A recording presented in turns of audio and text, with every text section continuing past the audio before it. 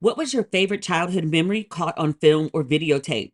Do you have an easy way to watch it and share with friends and family or to post it? Probably not. Lucky for you, we found a solution, Legacy Box. And now is the time to take advantage of their best sale of the year during their holiday sales event. Legacy Box is the most meaningful gift you can give this holiday season to family or even yourself.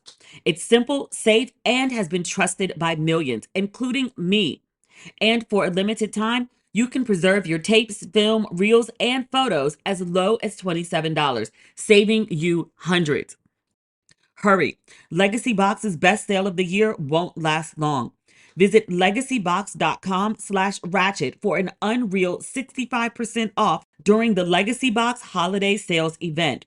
With limited quantities ready to ship, this deal will go fast. Shop Legacy Box's lowest prices of the year now at legacybox.com/ratchet. Buy your Legacy Box today. Send it when you're ready. Legacybox.com/ratchet. This episode is brought to you by Skinny Pop Popcorn. Perfectly popped, endlessly delicious. Oh, so light and crunchy. Skinny Pop Original Popcorn is the snack you've been searching for. Made with just 3 simple ingredients: popcorn kernels, sunflower oil, and salt. Snacking never felt or tasted so good. Perfectly popped, endlessly delicious. Give yourself permission to snack and pick up Skinny Pop Original Popcorn today. With Lululemon, the real gift happens when they're living in it. When you give them the coziest scuba matching set, the real gift is this. And this. And this. This holiday, Lululemon makes it easy to give a gift that goes beyond. Open the moment. Shop now at lululemon.com.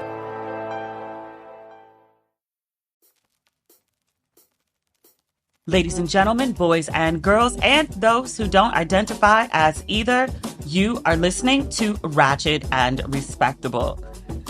Y'all, I am reading the craziest book right now, unintentionally. I went to the bookstore to pick up a book of essays or writings by Steve Biko. Steve Biko to South Africa is kind of like, and this is a very loose comparison, but he's kind of like our version of Fred Hampton. I think he was assassinated when he was 29 or 30. Fred Hampton was also super young as well. Fred Hampton was assassinated in 69 and Steve Biko in 77. They were both very young, very powerful activists who obviously all these years later that we're talking about, both of them clearly left an impression. So one of my friends, after the most recent presidential election in the US, asked for recommendations of books that he should read about protest, about revolution, surviving oppressive regimes. I reached out to a circle of friends and they gave me recommendations. And also, this too, I had gone to the Slave Museum here. It was weird because I didn't know there was slavery in South Africa. I mean, obviously I knew about apartheid, but I didn't realize Black people and Indian people had been enslaved here. Coming from the States and then also, living in West Africa, the conversation about slavery is always, the Atlantic slave trades. But there's a whole other slave trade that happens on the Indian Ocean. I learned a little bit about it when I was in Tanzania. In Stone Town, there is a slave castle and then also a monument to the enslaved people that were stolen and transported via the Indian Ocean. I say all that to say, I still had no idea there was slavery in South Africa. So I go to this museum because I was like, what exactly is this slave museum? It's kind of like, if you ever been to Charleston, they have like the Slave Mart, which is the original auction site of where they used to like literally put people on the auction block and sell them in this space. In this space, slavery was more government sanctioned. They were bringing enslaved people from wherever they rounded them up. Mozambique, Madagascar were 2 of the big ones, and then bring them to South Africa. But they would hold, say, like 750 to 1,000 or so in this place called the Slave Lodge. And instead of holding them like on a plantation per se, where it was like an individual owner, the government owned them and would be sent out into the city every day to work from sun up to sundown to work on various projects, unpaid, enslaved, but they could do anything from working as domestics to, I don't know, doing welding to like building, whatever their skill or trade was that was needed. Go out literally from sun up to sundown, and then they would be locked in the slave lodge, which was like this house where they all lived, and women would be held one place and men and held another. Children, usually with the mothers. It was like a dungeon. And in the museum, they have like displays of chains, like the cuffs that you see on slave plantations in America.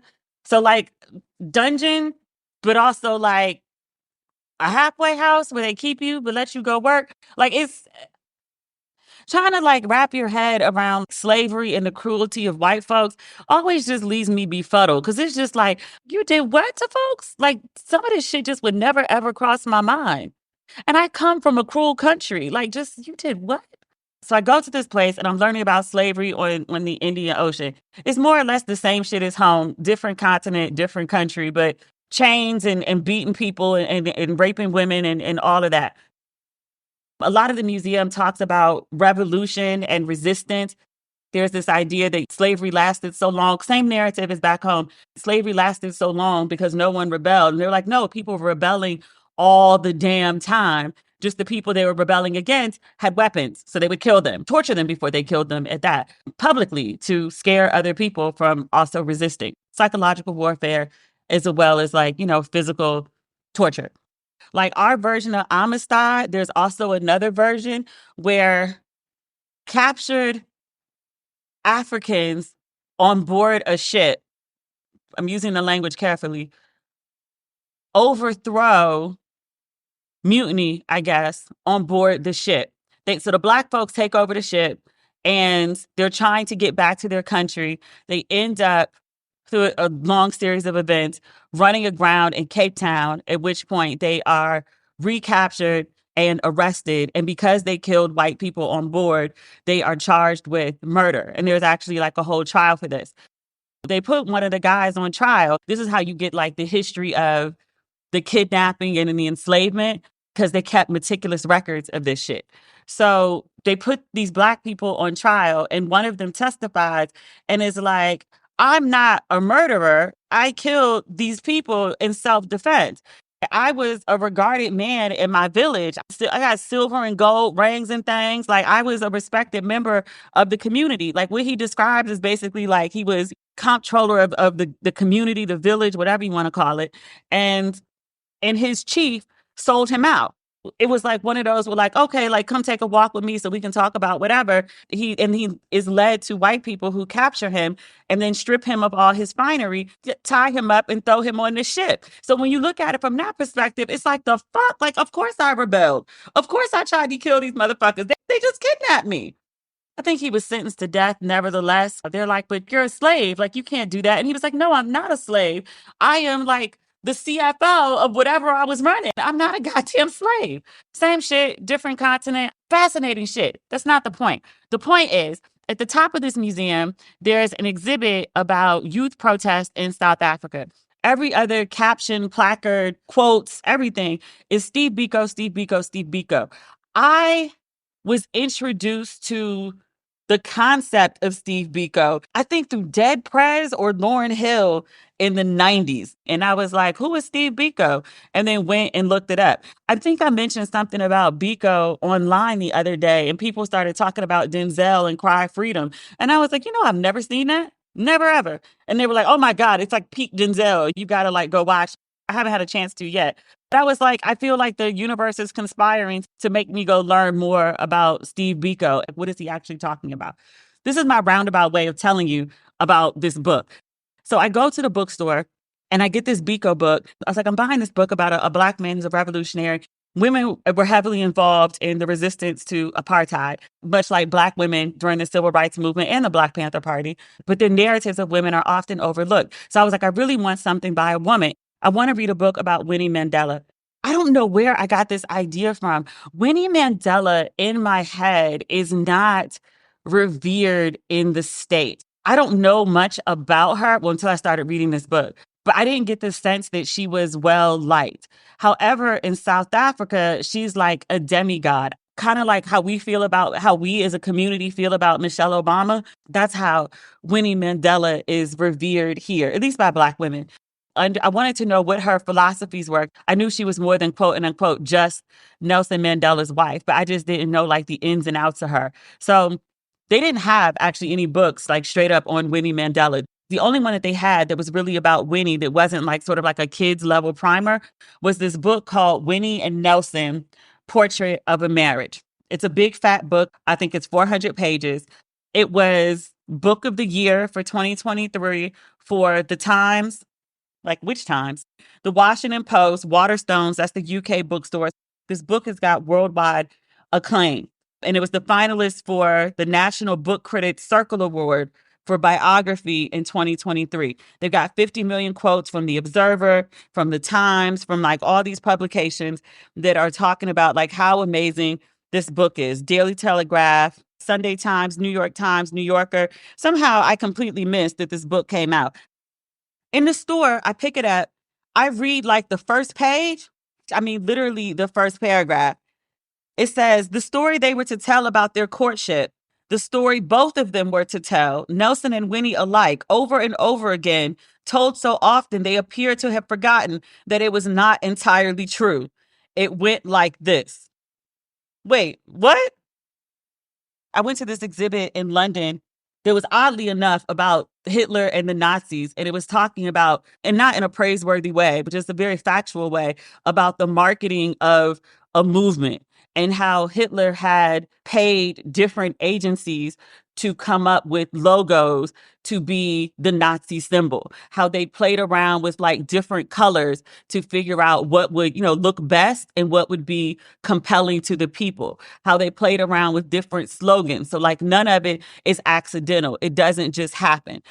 Another thing they talked about was, again, part of the marketing was creating narrative around the movement. Everyone loves a story. So which story do you tell that motivates people to action or makes you into this demigod-like figure, cult of personality? Trump is really, really, really good at this. I hate to give him any praise whatsoever, but it's probably what he's best at, like marketing, throwing the Trump name on everything, including stimulus checks. But this book talks about the narrative, the myths even that Winnie and Nelson Mandela crafted to get people to embrace them, to follow them, to become these icons, if you will. Yet it was in the work and it was in the sacrifice. It was in the horrific way that they were treated by their government, but it was also in the myth making, the magic, if you will. So this book deconstructs the narrative, the myth of it all, and then what the actuality was. And it goes back to the very beginning of when they met. This is where it gets crazy. Remember we read the book, I cannot remember the name of it for anything. I could just picture the title, about Sheila Johnson and her marriage to Bob and like what just like a horrible, terrible husband and person he was. Like their whole damn marriage starting at day one where he like dropped her at the hotel after the wedding and then went out and partied all night with God knows who doing God knows what. Okay.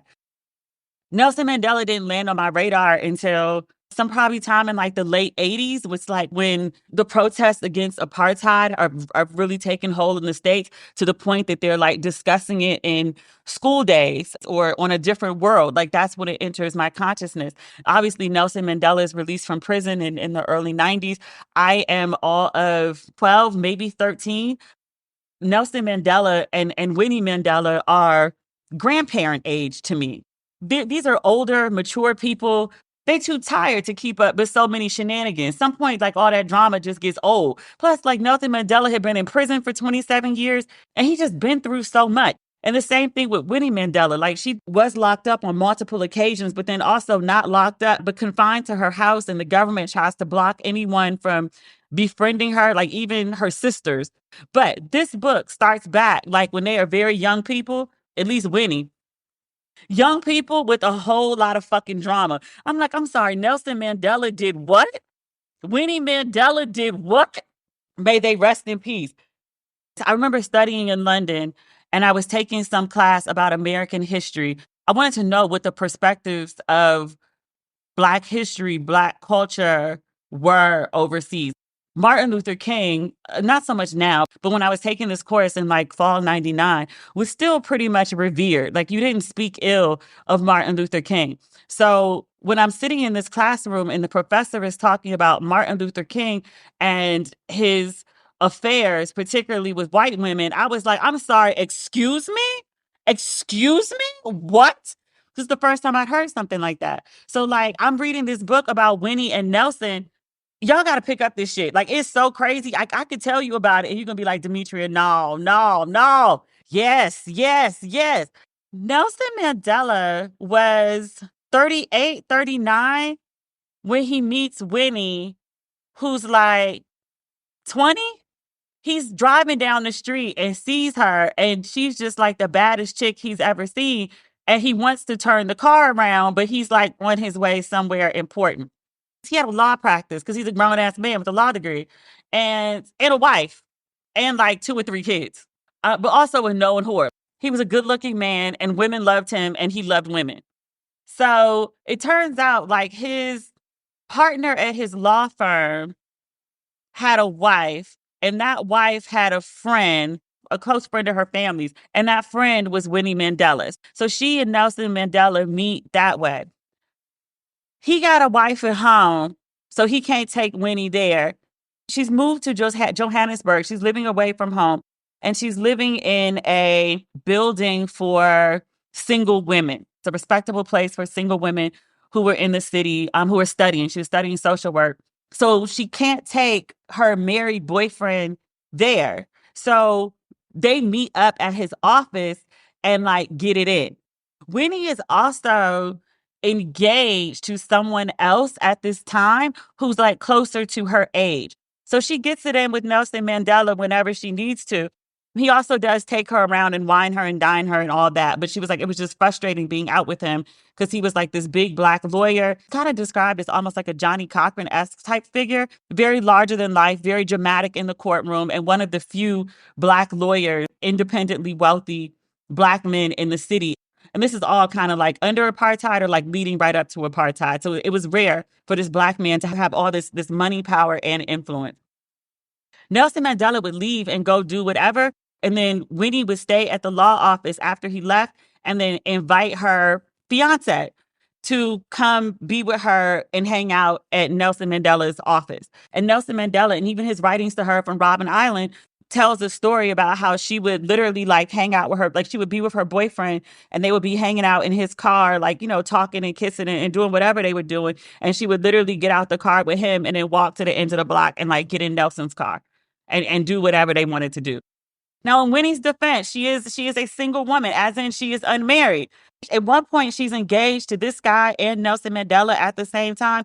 As he's married to his wife, they get very lightly into the marriage with the wife. He was whoring all the time and he was physically abusive, which is like documented police records. Like he confessed to it, paid a fine, the whole 9 yards. I was like, wait, Nelson Mandela was beating his wife? What? Yeah. I was like, this is wild. This show is sponsored by BetterHelp. This month is all about gratitude. And there's one person that most of us don't thank enough: ourselves. It's sometimes hard to remind ourselves that we are trying our best to make sense of everything. And in this crazy world, that isn't easy. Here's a reminder to send some thanks to the people in your life, including yourself. You know, I am a huge advocate of therapy, professional counseling. I think everybody needs it, especially the people that think they don't. And you don't have to wait until you're in crisis to get help. Get help to help you avoid a crisis. If you're thinking of starting therapy, give BetterHelp a try. It's entirely online, designed to be convenient, flexible, and suited to your schedule. Just fill out a brief questionnaire to get matched with a licensed therapist and switch therapists anytime for no additional charge. I love how easy BetterHelp makes it to access good counseling. Let the gratitude flow with BetterHelp. Visit betterhelp.com/ratchet today to get 10% off your first month. That's BetterHelp, HELP.com/ratchet. Hey everyone, if you know me, you know I adore my handbags, and I always strive to keep them looking pristine. I've just discovered Cure, the ultimate solution for protecting and preserving my purse collection, ensuring they stay beautiful and last forever. Think about it. Think about it. You clean and maintain your shoes, your car, even your body. So why not give your luxury handbags the same care? These bags are an investment, and with Cure, you can make them last a lifetime. Plus, if you ever decide to resell, Cure helps keep your bags in perfect condition, so you get top dollar. I love that I can count on Cure to keep my bags perfect. In today's world where overconsumption is a big issue, it's crucial to make things last as long as possible. By taking care of our handbags with Cure, we can do just that. There's a limited supply available, so head to mycure.com to get your leather care kit today. That's MYCUIRE.com. The best way to make your handbag last forever. Chris Rock, and this is like a million years ago, finished one of his big comedy shows. I don't remember which one it was, with this line about like how hard marriage is. He was still married at the time too. It's a very infamous joke. He was like, Nelson Mandela served like 27 years in prison, and then he gets out and then ends up divorcing his wife. So the idea is that marriage is harder than serving 27 years in prison. I was always very curious, just based off that joke as my perspective, what exactly happened that was so crazy? I haven't gotten to that part of the book yet. The part that I'm at right now, I'm on page 247. Nelson Mandela is in prison. He's like on like year 8, 9, 10, somewhere of his prison sentence. Winnie Mandela just got out of jail. She had been arrested. It wasn't for treason, sabotage, I think is what they called it. She was running some underground network of a political movement, and they were trying to enact protests, warfare to an extent. And the government found out about it. The government had enacted this law where you could pick somebody up and hold them, I want to say, for up to 6 months without ever having to explain why, if they were a political prisoner. So Winnie and like, I want to say 21, 22 other people, they get detained and then that trial's eventually thrown out. She goes home, but she's on like house arrest essentially for 5 years. That's where I am in the story. But back up for a second. Winnie Mandela and Nelson get married. It's 3 months after his divorce is finalized. Nelson Mandela had a thriving legal practice, not so much when he got married. Before his business took off, his wife was a nurse and she was making the money while he was trying to figure out his political side and go to school and everything else. So his wife is the one that bought the house and was paying for the groceries in the house and was literally like paying for everything, like supporting Nelson Mandela. He's cheating on the wife the whole time with like a bunch of different women. And then his business takes off. He divorces his wife, but because of the laws at the time with like men, women, and property ownership, all of that stuff, his wife is the one who moves out the house with the kids. He keeps the house, like the famous house that's in Soweto right now. His ex-wife is the one who put the money down and paid for the lion's share of that house. But she leaves when they get a divorce. He keeps the house. And again, he gets married to Winnie 3 months after he divorces his wife. And then he and Winnie move into that house. So he and Winnie were living in the house that his ex-wife purchased. Nelson Mandela is involved in like the ANC. That's like, it's kind of like King versus Malcolm X. ANC is more multicultural. So like, yeah, we Black, but we're going to align with the Indian folks. We'll allow some white folks. We're a flavorful multi-ethnic movement, and everybody who is against oppression can come and be down with us. Versus PAC, Pan-Africans, are like, nah, we don't want no extra colors and no white folks over here. We just black. So Mandela is involved in ANC, and the government starts to come after him. He and like a bunch of people from ANC get charged. I can't remember what it is, but this trial goes on for 4 years and he has to be there every day, Monday through Friday, i.e. business hours, because those are the same as court hours. So his business starts to fall off, his whole legal practice. He loses all his money. Winnie is working at the time, social work, very respectable position at the time, and she's making decent money. So Winnie takes over and is the one paying the bills in the house while Nelson Mandela is fighting this court case. He eventually gets acquitted, but his job, his legal practice is pretty much destroyed by the time this happens. He decides to go on the run because he knows the government is coming after him. So he and Winnie have this very limited amount of time together just to be like a married couple before the government starts coming hard body against Nelson Mandela. So there's the trial and then he goes underground and then he's eventually arrested. That trial takes forever, but he's in jail the whole time anyway. And then he gets sent to Robben Island. So yes, they are married for 27 years, but for like the vast majority of it, he's either on trial, on the run, or in prison. Their marriage is basically a bunch of letters censored by the government and prison visits, but not conjugal, every few months or so. Nelson Mandela can't hold no more because he cheated on Winnie like rampantly too. Even when he was like on the run, he's running for the government. He's supposed to be keeping a low profile, but he's also like still sticking and moving with chicks then. And I was like, sir, like you got a problem. Like this is an addiction at this point. Like you literally risking your freedom to go get at some women while you're on the run. Like Nelson Mandela's on the run. He leaves the country illegally and goes around Africa trying to raise awareness about apartheid and interest in his political group because he wants other African leaders and international leaders to help support their anti-apartheid cause. He's not really making much headway. People are more interested in PAC, which is the all Black people who are also fighting apartheid. The all Black people used to be part of the ANC and they broke off because they were like, we don't want to be with these white people and these Indian people. Like, we want just Black shit. So he does this like tour of Africa, eventually comes back into the country, and then shortly thereafter gets caught by the police and he ends up going on trial. Either sabotage, treason, one of those.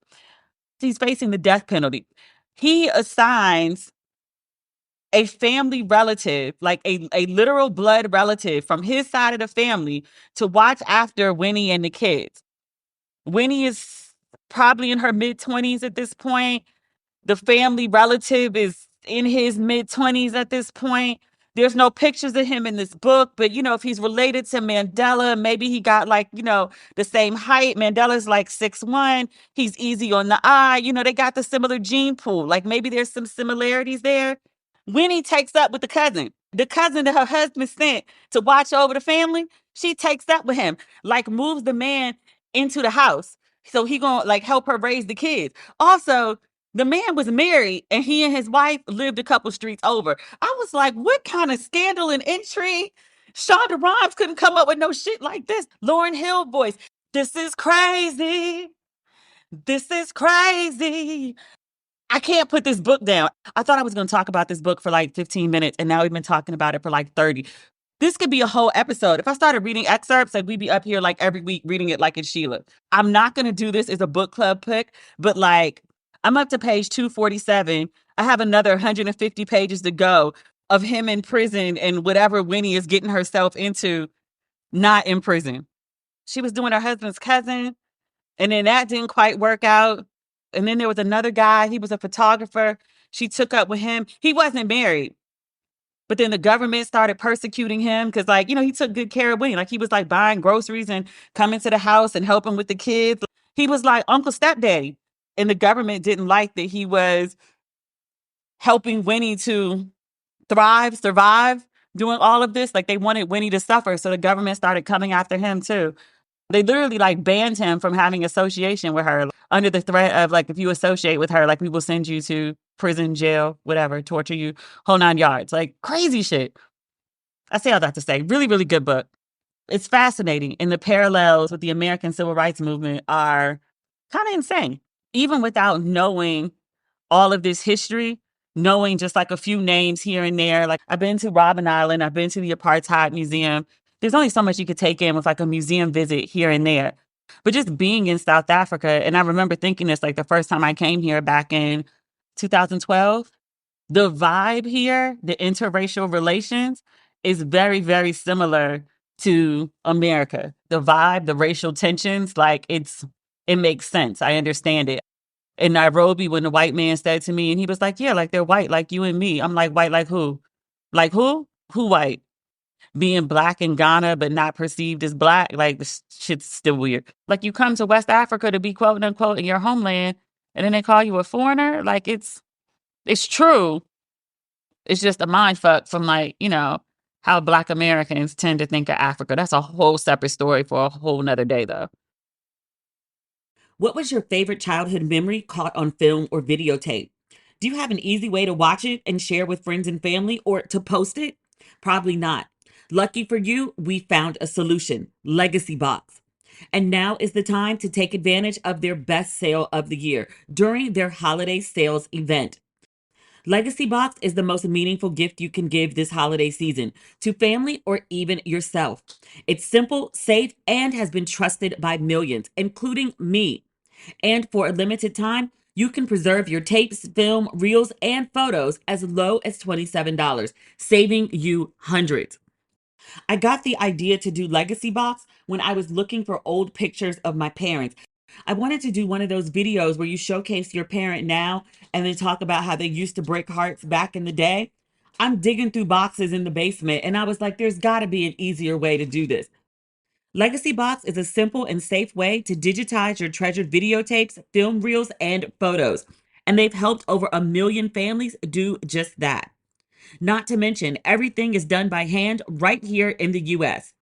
Convert your media to digital copies that will always be protected from floods, mold, or even the decay of time. The process is so easy. Send in your legacy box filled with old VHS tapes, camcorder tapes, and pictures. Their team professionally digitizes everything by hand in the USA, and you'll get it back on the cloud or thumb drive along with your originals. Legacy Box is the world's largest digitizer. They've helped over 1 million families relive their favorite memories. Hurry. Legacy Box's best sale of the year won't last long. Visit legacybox.com/ratchet for an unreal 65% off during the Legacy Box holiday sales event. With limited quantities ready to ship, this deal will go fast. Shop Legacy Box's lowest prices of the year now at legacybox.com/ratchet. Buy your Legacy Box today. Send it when you're ready. Legacybox.com/ratchet. Welcome to Monet Talks with me, your girl Monet Exchange, a weekly podcast where the only thing hotter than the tea is our topics, darling. Every single Thursday, we'll be bringing you candid interviews, fun segments, and games featuring a dazzling array of guests, including fellow queens, other celebrities, pop culture icons, friends, and maybe even an ex-boyfriend or four. You want to hear something horrible? Tell me. I was outed. Outed? Yeah. Say their name. I think I found sobriety through my fans. That's beautiful, bitch. I love those little whores. I'm normally not this nasty. I bring it out of everyone.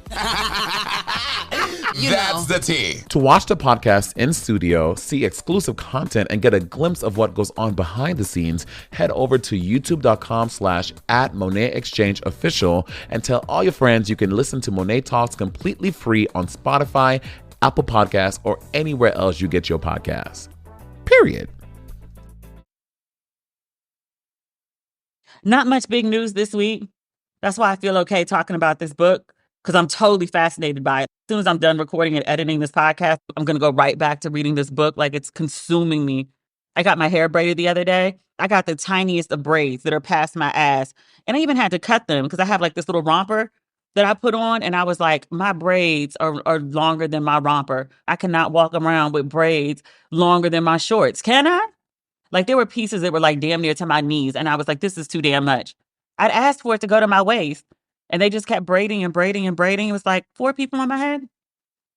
It came out beautiful. I haven't had braids like this since Ghana. And they were a little bit more than Ghana. I think I paid, and with a 30% tip, like $100 USD. They beautiful. I'll post a picture at some point. They tiny as hell. And I know as soon as I get back home, people can be like, oh my God, your braids are beautiful.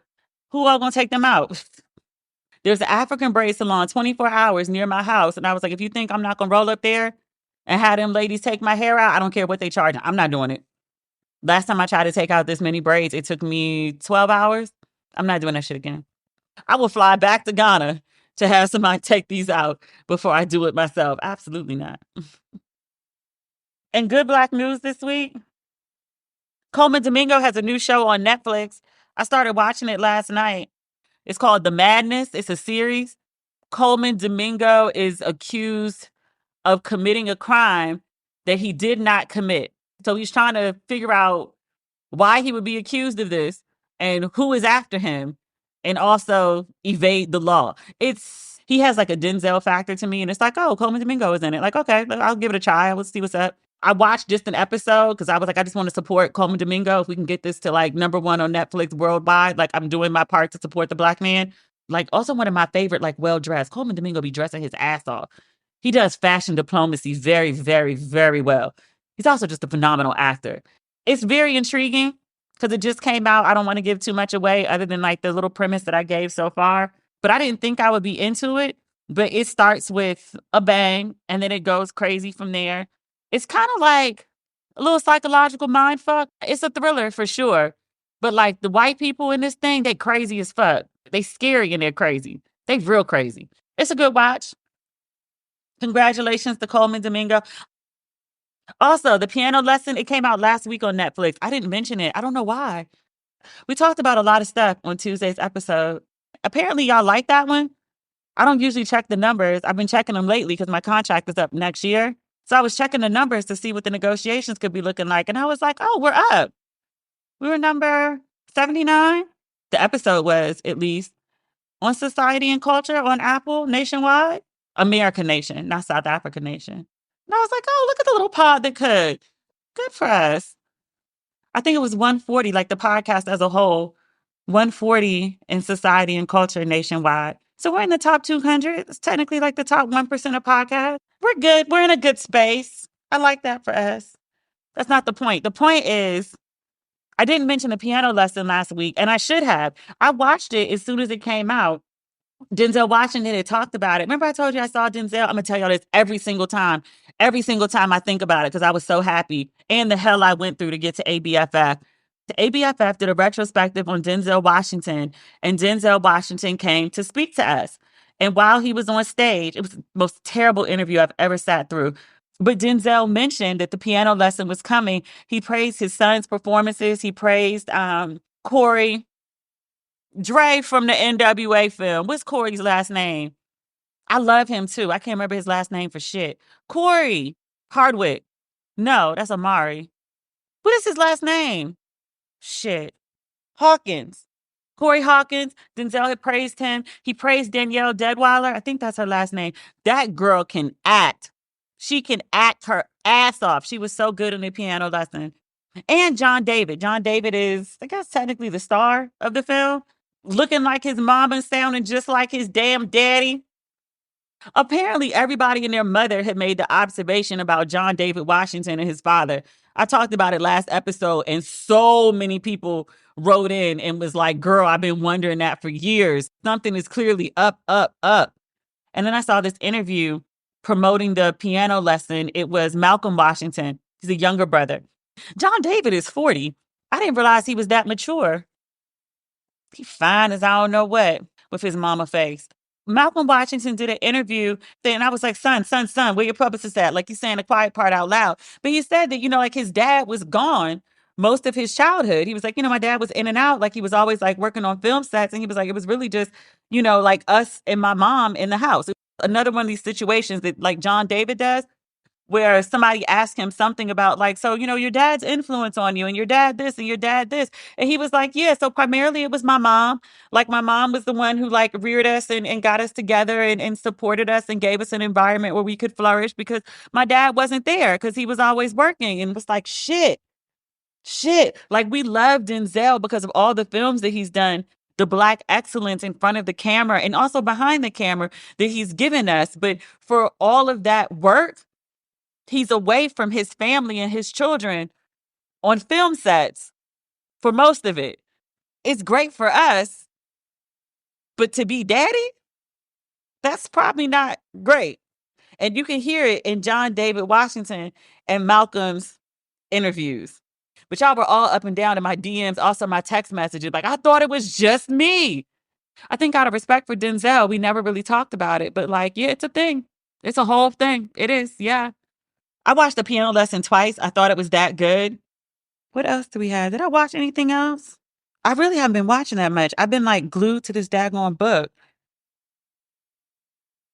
I saw that there are rumors that Ashanti may be pregnant again, which if she is, congratulations. I saw folks were like, oh my God, Nelly, get off of her.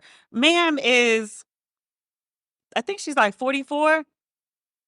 Ashanti went, I don't know, roughly 42 years of life without getting pregnant.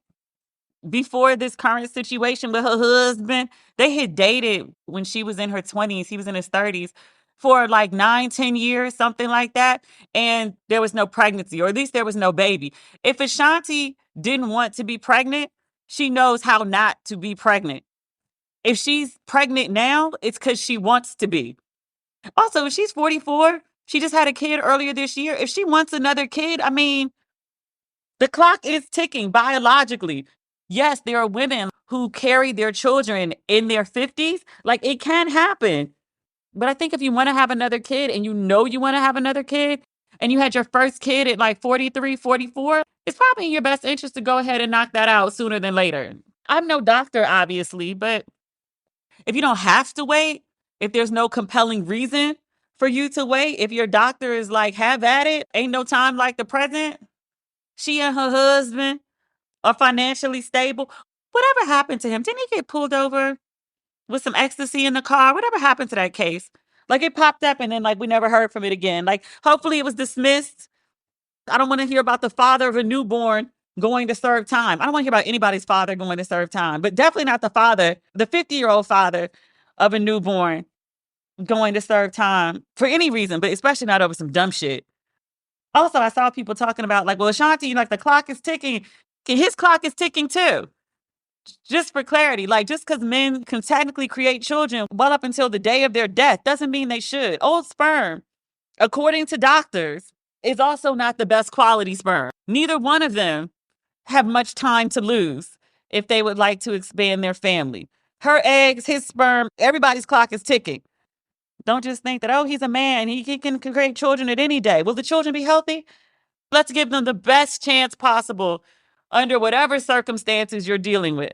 We don't talk enough about old sperm, the diminished quality of old sperm. Everybody's like, oh, the eggs, the women, their clock's ticking. You hit a wall. Nigga, you hit a wall too. You do. And do. People always talk about like women aging and like women hit a wall, but I was like, nobody talks about men. You a man, but you know, your belly look pregnant. Your hairline ain't where it used to be. Wade the barber exists for a reason. His lace fronts for men, very popular, very expensive, but he does a great job. If you're going to get one, go to Wade or the likes of Wade. That's not something you want to get at a discount. Go get you the best your money can afford. Y'all got all sorts of, erectile dysfunction. Folks can't get it up. It don't get as hard as it used to. It don't stay up like it used to, if it can get up at all. People always talk about women in their aging. And I was like, yo, men age too.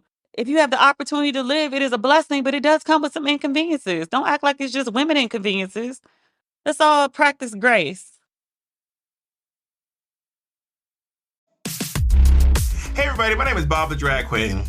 And I'm Monet Exchange.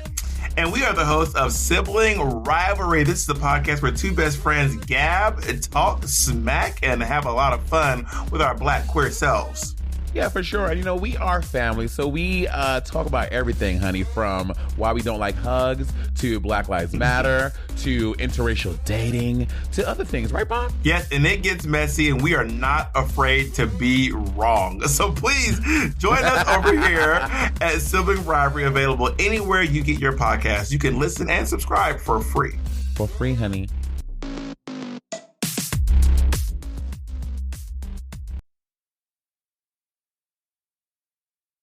This lady wrote in last week. She's very respectful about it. She disagreed with my thoughts on Cynthia Erivo. And she's like, where's the grace? She's like, you always say that there's grace for those that seek it. Why is grace extended for other people, but grace is not extended for Cynthia Erivo? And I was like, did she seek grace at some point? Let me know. I'm not aware of it. I did Google to see if I could find it. I wished her well on her film. I acknowledge that she was very talented. Like, that's undeniable. I'd be a straight up hater to try to pretend otherwise. I did hear that she got her monies. I was actually pleased to hear that. There was a rumor, we talked about this on Tuesday's episode, that Ariana Grande, somebody corrected me on that too. And they were like, no, she's not Latino, but she is Grande, not Grand. And I was like, my bad, my bad, my bad. But Ariana Grande, they said that she got paid $15 million for Wicked, and then Cynthia only got one. A representative from the studio said that the women were paid equally. And I was like, oh, okay, that's good to hear. I like that. I was like, I don't like to hear about a Black woman, especially not a very talented Black woman. I don't like to hear about Black women not receiving their good pay. I'm glad that she got her monies. I'm not a hater. I would like to support her. Somebody else also sent me some news about her. It's not new news to me. I thought this was common knowledge. Cynthia Erivo and Lena Waithe, there are reports everywhere that they are in a relationship, to which I'm like, yeah, that's been going on for years. I didn't know that was a secret. I would have mentioned it maybe like, I don't know, 4 years ago. Would it be 2004? At least 4 years ago. I think it's probably closer to like 2019, somewhere in there, but whatever. Stories are circulating now in like mainstream press that like, oh, they're a couple, they're partners. They've been partners. They've been together forever. They'd be all over LA together. I ran into them in Ghana last year, New Year's Eve, at Polo Beach Club. They weren't even in VIP. They were in t-shirts and shorts, just standing around, chilling, trying to be unrecognizable. And I was like, you realize, like, we know what y'all look like. Y'all both be on TV. But they were sitting there trying to be incognito. I was like, oh, look at you. I see you. I know you. I mean, I know people who know you. I don't really know you. Also, y'all know I only talk about stuff that's reported in the news. Random stuff that I know, especially if it's like in any way salacious. That's not what I do here. I don't want to put folks on blast. Like, now, if the New York Times put your ass on blast, fair game. But like, just random stuff people tell me, unless it's like fun and positive or something silly, then we'll talk about it. But otherwise, nah. But honestly, I don't know anything about them. I just know they've been together forever. I don't think they've ever tried to hide their relationship. They just don't post videos and pictures and don't walk red carpets together. Kerry Washington does that with her husband, Issa. We saw Issa's husband for the first time, like as the public, on her wedding day. And we ain't seen that man since. Some people just don't put their relationship out there like that. I tell you this much, I would be one of them. I could be whole remarried. I don't think I mentioned it until like the 10-year anniversary. I'd do a whole Kerry Washington to do over again. That's neither here nor there. Do we have anything else? Lettucey is doing the Black National Anthem at the Super Bowl. That was just announced, I think earlier today or yesterday, maybe on Thanksgiving. I saw it this morning, but like I'm 7 hours ahead. Good for her. I was like, wait, the Super Bowl is in February. Will we still be allowed to perform the Black National Anthem? Is that, I don't know. I feel like that's going to fall under some like DEI initiative where like that shit's a wrap. I feel Kendrick's probably like the last Black performer or hip hop performer we'll have for a while. Like the mood of the country is just shifted in the worst of ways. And then John Baptiste, he's doing the actual anthem. He could sing. I'm not mad at it. What else do we have? Do we have anything else on here that's like necessary? No, nothing super exciting. I have on here like Denzel and Snoop. They ran into each other on the red carpet and Denzel had like a pure fan out moment. Like he was so happy to see Snoop. Denzel acted when he met Snoop how I would act if I ever met Denzel. I actually met Snoop once. Very lovely man. Actually, I met Snoop twice. He offered me a hit of whatever he was smoking, and I was like, I'm good. Like when he passed it to me in my head, I was like, yo, for the storytelling of it all, like just to say I smoke with Snoop. And I was like, whatever this nigga's smoking is gonna fuck me up. I was like, who knows what this shit is laced with? And I was like, no, I'm good. We had a nice conversation about family. He'd been on tour for a while. He missed his family. That's what we talked about. We were sitting upstairs in like some after party in Cipriani's. Very lovable. And then he was promoting a gospel album. He and, what's the minister? The one that talked about his wife was like a North Face that was too big. I can't remember his name. and I'm not looking it up at the moment. Snoop was promoting his gospel album, and he was on stage with Snoop. It was like a Walmart activation for like Essence Music Fest, and I was like doing social media for it. Again, lovely disposition. But Denzel ran into him on the red carpet, and he was like, I enjoy watching you enjoying life. And I just thought that was like the best compliment. And then coming from like Denzel, and Snoop was just so mellow about it. And he was like, thank you. He probably high. All right, that's the episode. No big dramas this week. Nothing crazy to talk about. We probably should have talked about the Shine documentary, but just let it go. It's not going to happen. It's not going to happen. We'll be back on Tuesday. Hopefully, your future president, I guess mine too, because I'll be home for a good chunk of 2025. I guess I got to start claiming America again. He wished, yesterday was Thanksgiving. He sent out Thanksgiving wishes yesterday. Did I screenshot it? I was like, what the fuck is wrong with you? I don't know if this is Twitter, X, whatever it is, or his own social network. Joy Reid posted it. He wrote, Happy Thanksgiving to all, including the radical left lunatics who have worked so hard to destroy our country, but who have miserably failed and will always fail because their ideas and policies are so hopelessly bad that the great people of our nation just gave a landslide victory to those who want to, all caps, make America great again. Don't worry, our country will soon be respected, productive, fair, and strong. And you will be, more than ever before, proud to be an American. This man's level of delusion. I can't go outside and speak without someone randomly coming up to me being like, are you American? Yes. What did y'all do? Why did y'all elect him? Why?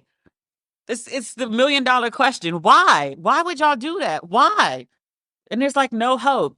The Prime Minister of Canada was just like, yeah, so starting in 2025, we'll be, they didn't say close the borders, but they were like, we'll be restricting the amount of people that we let in. Like, we're basically growing too fast and we're going to slow the growth. Translation, if you thought you were going to bring your American ass north over the border to escape the hellscape that is America, unfortunately, we will not be able to assist. Mexico, dear president, lady president, Trump talking about these tariffs and then like invading Mexico to battle the cartels with all this shit. She was like, hey. I think she has like a PhD in economics, I read. But she was like, hey, one, tariffs are a bad idea. Two, if you want to impose tariffs on us, then we will counter with our own tariffs. Like, you want to fuck around? Then you'll find out. This constant chaos and madness. There are so many things that I hated about the Trump presidency. This constant conflict, this constant chaos, this constant pettiness and mean-spiritedness, demeaning people, like just, it's so unprofessional and so unbecoming. There are Uber drivers and fast food workers with better manners, postal workers with better manners. And that's not to say anything against postal workers or Uber drivers or fast food workers, like, thank you for your service. But it's just certain professions that, like, if people get a little rowdy, you're like, well, you know, they ain't really paying them that much anyway, so, like, let them bang. Like, you're the president of the United States and you act like, I'm going to say act like a toddler, but like, I feel like I'm offending toddlers. If toddlers are at least, you know, cute and look like angels when they sleep. I'm like, you have no redeeming qualities, sir. None. All right. Literally, I'm done now. I'm done. I just had to get that last piece out. Okay. Talk Tuesday. Have a great weekend. I think I'm going to a champagne festival. Can't call it champagne because we're not in French. MCC is what they call it here. Bubbles. I'm going to a festival of bubbles that we'll be drinking, not blowing, in wine country. I'm excited. Okay, bye.